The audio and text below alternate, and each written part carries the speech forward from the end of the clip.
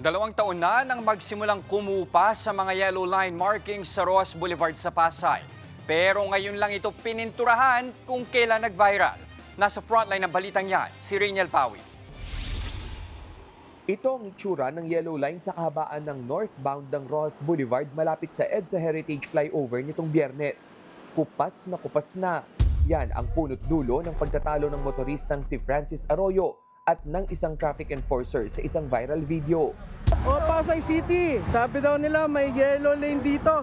Paano nila i-enforce yan kapag wala ka nang makikita na yellow lane? Ayan, di ba? Base sa impormasyong nakalap ng News 5 2022 pa lang ay nagsisimula ng kumupas ang linya sa nasabing bahagi ng Roas Boulevard.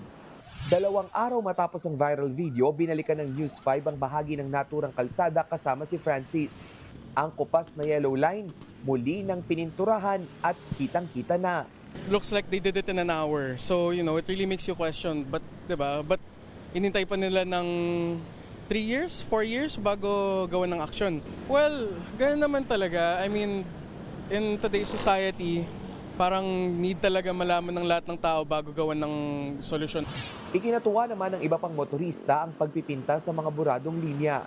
Maganda na yan, wala na akong magkakamali. Hindi katulad nung dati na nanguhuli sila na burado na. Tama lang siguro lahat ng mga daanan, lagyan ng mga lane kung anong dapat bawal o dapat kung ano. Para ang mga motorista hindi man mailalagay sa alangan.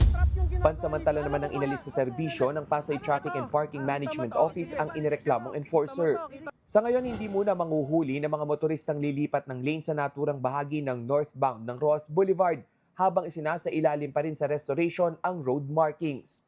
Nagbabalita mula sa frontline, Rainiel Pawid, News 5. Mga kapatid, Jess De Los Santos po ang inyong kasangga sa paghahatid ng balita para sa may alam at may pakialam. Para sa tuloy-tuloy na makabuluhang balitaan, mag-follow at mag-subscribe na sa social media pages ng News 5.